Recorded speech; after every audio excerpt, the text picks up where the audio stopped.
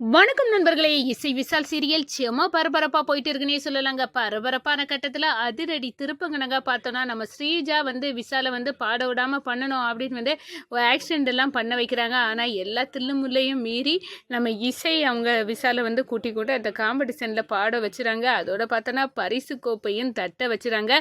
அந்த கோபம் ஸ்ரீஜாவுக்கு எப்படி நம்ம தடுக்கணும்னு நினச்சோம், அதையும் மீறி இந்த இசை சாதிச்சிட்டால விசாலை அவனுக்கு ஆசை நிறைவேற்ற வச்சுட்டால.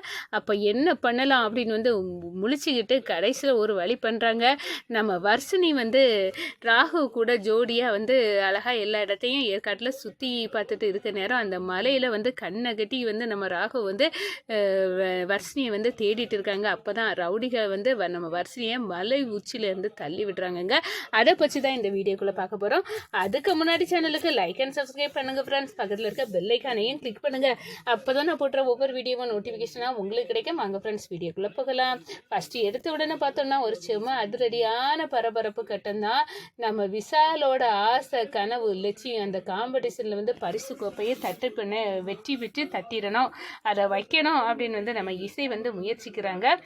அப்போ தான் நம்ம ஸ்ரீஜா எப்படி இவன் இந்த காம்படிஷனில் போய் சேருவான், பாடுவான், பரிசை வின் பண்ணுவான், இதெல்லாம் என்ன மீறி எப்படி நடக்க போகுது, இவன் அங்கே போனால் தானே நடக்கும், அதுக்கு முன்னாடியே இவன் போக விடாமல் பண்ணுவான் அப்படின்னு அந்த லிஃப்ட் ஒயரை கட் பண்ணி விட்டாலும் அதெல்லாம் மாற்றி நம்ம இசை சாதிக்கிறாங்க. ஒரு கட்டத்தில் பார்த்தோன்னா நேரம் ஆகிட்டு காம்படிஷனும் தொடங்கியாச்சு அப்படின்னு அந்த நபர் ஃபோனை போட்டு விசால் என்ன வரலையே ஏன் அப்படின்னு கேட்க நேரம் ஸ்பீடாக கார் வந்துட்டு இருக்கு. வேணும்னே நம்ம ஸ்ரீஜா திட்டமிட்டு அதில் ஒரு ஆளை விட்டுருக்காங்க. இந்த காரு இங்கே வந்துட்டு இருக்கு, அந்த காருக்கு வர வழியில் நீ உளுந்து ஆக்சிடென்ட் ஆகணும் அப்படின்னு அந்த இடத்துல ஸ்கெட்சை போட்டு உள்ள வைக்கிறாங்க. ஒரு கட்டத்தில் அதுலேயும் நேரம் நவுண்டுட்டு போகுது.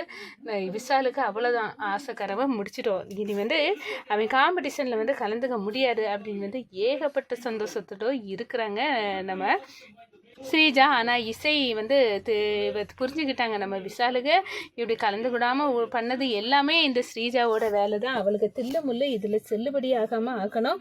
அதுக்காண்டி விசாலை ஒரு கட்டத்தில் பார்த்தோன்னா இது எல்லா பிரச்சனையும் சால்வ் பண்ணி நம்ம இசை காம்படிஷனில் கலந்துக்க வச்சு அதில் இசைக்கு விசாலுக்கு ஊட்டுறாங்க. இந்த பாரு உன்னோட ஆசை கனவு எல்லாமே விசால் இந்த போட்டியில் நீ கலந்துக்கணும் தான், அப்படி இருக்க நேரம் நீ எதுக்காக இதை விட்டுறக்கூடாது, நீ கண்டிப்பாக சந்தோஷமாக பாடு, வெற்றி உனக்கு தான், உன் திறமை மேலே எனக்கு நம்பிக்கை இருக்குது விசால் அப்படின்னு பயங்கரமாக சந்தோஷப்பட்டுட்டு தன் கணவரை வழி அனுப்பி வைக்கிறாங்க. நம்ம விசாலும் பட்டை கிளப்புறாங்க காம்படிஷனில் கலந்து.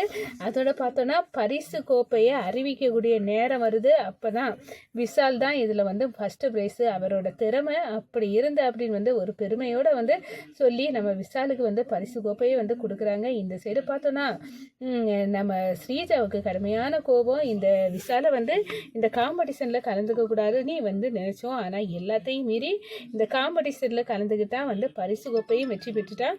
இது எனக்கு பார்க்கறதில்ல, இது எவ்வளோ பெரிய கஷ்டமாக இருக்குது, அவன் வெற்றி பெற்றுட்டானே இப்போ என்ன பண்ண அப்படின்னு அந்த இடத்துல செமையாக ஃபீல் பண்ண ஆரம்பிச்சிட்டாங்க. இதுக்கு ஏதாவது ஒரு முடிவு கட்டணும் அப்படின்னு முடிவு கட்டதுக்காக யோசிக்க நேரம் இப்போ ராகு இங்கே இருக்கா அப்படின்னு பார்க்க நேரம் ராகுவும் தன்னை வசனி கூட ஜாலியாக மலையில் என்ஜாய் பண்ணிட்டு இருக்கான் அப்படின்னு நம்ம ஸ்ரீஜாவுக்கு தெரிய வருது. ஏன் இசைக்கு இது தண்டனை கொடுக்கணும்னா இந்த வர்ஷினியே பழி வாங்கினாலே போதுமே, அப்போ நம்ம கையில் வர்ஷினி இருக்கால அப்படின்னு ரவுடிகளை விட்டுறாங்க. ஒரு கட்டத்தில் பார்த்தோன்னா நம்ம ராகவும் வர்ஷினியும் ஜாலியாக கண்ணாமூச்சி ஆட்டம் விளையாடிட்டு இருக்காங்க.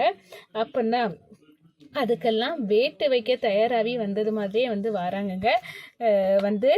ரவுடிகள்கிட்ட சொல்லி கொடுக்காங்க, இந்த பாருங்கள் இங்கே வேடிட்டு இருக்கானே கண்ணை கட்டி வந்துட்டு இருக்க அந்த ராகவுக்கு தெரியாமல் இந்த வர்ஷினி அவளை தூக்கி மலையிலேருந்து பிடிச்சி தள்ளிடுங்க, அவன் துடிச்சு அவள் சாகணும், அதான் பார்க்கணும் டார்கெட், அவளை போட்டு தள்ளிட்டு ரூபாயை வாங்கி போயிட்டுருங்க, இவன் தான் அதுக்கு ஆதாரம், ஆனால் இவனே பிடிச்சி தள்ளிட்டான் அப்படின்னு நம்ம சொல்லிடலாம். ஏன்னா இவன் கண்ணை கட்டி இருக்க நேரம் ஒன்றும் தெரியாது, ஆனால் இவனை மாட்டி விடுறதுக்கு இதுதான் சரியான சந்தர்ப்பம்.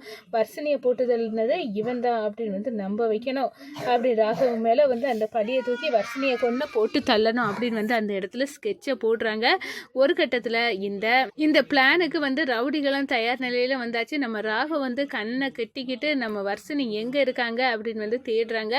ஒரு கட்டத்தில் வந்து ஒளிஞ்சு நின்று நம்ம வர்ஷினியை வந்து ரவுடிக 2 கையை வந்து பிடிச்சிக்கிட்டாச்சு.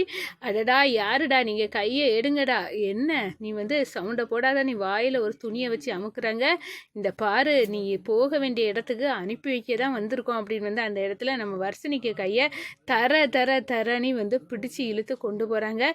டே விடுங்கடா, நீங்கள் யாருடா, நீங்கள் யாருன்னே தெரியாது, அதுக்கப்புறம் இந்த வேலை பண்ணீங்களா அப்படின்னு வந்து அந்த இடத்துல வந்து எதுக்குடா என் கையை பிடிச்சி இப்போ இழுத்துட்டு போகிறீங்க அப்படின்னு வந்து நம்ம வர்ஷினி வந்து கலங்கி கதறாங்க. இந்த சைடை பார்த்தோன்னா நம்ம ஸ்ரீஜாவுக்கு பயங்கர சந்தோஷம். நம்ம வந்து சொன்ன ஆட்கள் இப்போ வர்ஷினியை பிடிச்சி இழுத்துட்டு போகிறாங்க. இன்னும் கொஞ்ச நேரத்தில் வர்ஷினி கதை முடிய போது இந்த இசை நீ வந்து எப்படியாவது இந்த விஷாலை அந்த காம்படிஷனில் கலந்துக்க வச்சு விஷாலுக்கு ஆசையை நிறைவேற்றணும்னு உனக்கு திட்டம் போட்டால, இப்போ பாருடி இப்போ என்ன நடக்க போகுது உனக்கு நல்லாவே தெரிய போகுது, நீ கண்குளிராக பாரு, உன் தங்கச்சிக்கு பிணத்தை தூக்கிட்டு தான் இங்கேருந்து போவ அப்படின்னு வந்து அந்த இடத்துல வந்து அவங்க ஒரு பெரிய திட்டத்தை போட்டு வச்சுருக்காங்கன்னு சொல்லலாம்.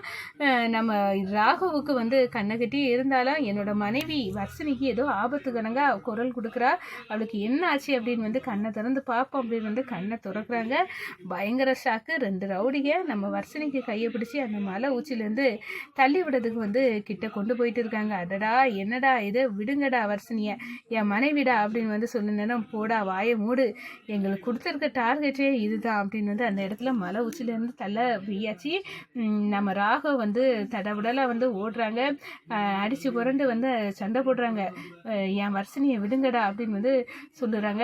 ஒரு கட்டத்தில் பார்த்தோன்னா நம்ம ராகவ் வந்து புகுந்து பிளந்து கட்டுறாங்க ரவுடிகளை, நம்ம வர்ஷினியை வந்து மீட்டுறாங்க. அதோட பார்த்தோன்னா இதுக்கெல்லாம் பின்புறத்தில் யாருடா இருக்கா, யார் சொல்லி நீங்கள் இங்கே வந்தீங்க ஒழுங்காக சொல்லிடுங்க அப்படின்னு வந்து அந்த இடத்துல வெளுத்து கட்டி அடி கொடுக்க நேரம் ரவுடிக வேறு யார், இதெல்லாம் ஸ்ரீஜாவோட வேலை அப்படின்னு சொல்லுங்க. ஐயோ ஸ்ரீஜா இப்படி விட்ட வேலையே வந்து பண்ணியிருக்காள, எனக்கும் வர்ஷினிக்கும் உள்ள தொடர்பு தெரிஞ்சு இந்த ஸ்ரீஜா இப்படிப்பட்ட ஒரு தில்லாலங்கடியை பண்ணி என்னையும் வர்ஷினியை பிரிக்கிறதுக்கு பிளான் பண்ணியிருக்கா அப்படின்னு வந்து அந்த இடத்துல வந்து செமையாக வந்து ஃபீல் பண்ண ஆரம்பிச்சிட்டாங்க நம்ம ராகவ்.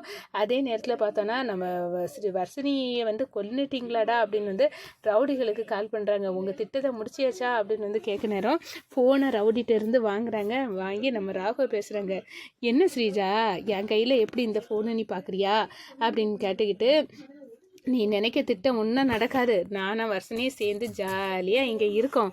ஏன்னா நீ அனுப்பின ஆட்கள் எல்லாருமே வந்து நான் ருத்ர தாண்டவம் ஆடிட்டேன். இப்போது அவங்க எல்லாம் வந்து என்னோட கஸ்டடியில் தான் இருக்காங்க அப்படின்னு வந்து சொல்லுறாங்க. இந்த யார் நினச்சாலும் என்னையும் வர்ஷினியும் பிடிக்க முடியாது அப்படின்னு வந்து அந்த இடத்துல சொல்ல நேரம் அப்படியே வந்து நம்ம ஸ்ரீஜா போட்டியிலே தான் வந்து விஷால கலந்துக்க கூடாதுன்னு பண்ண நினச்சா இப்போ எல்லாமே தலைகீழாக நம்ம நிலைமை ஆகி போச்சு அப்படின்னு வந்து அந்த இடத்துல வந்து கலங்கி போய் நிற்கிறாங்கங்க.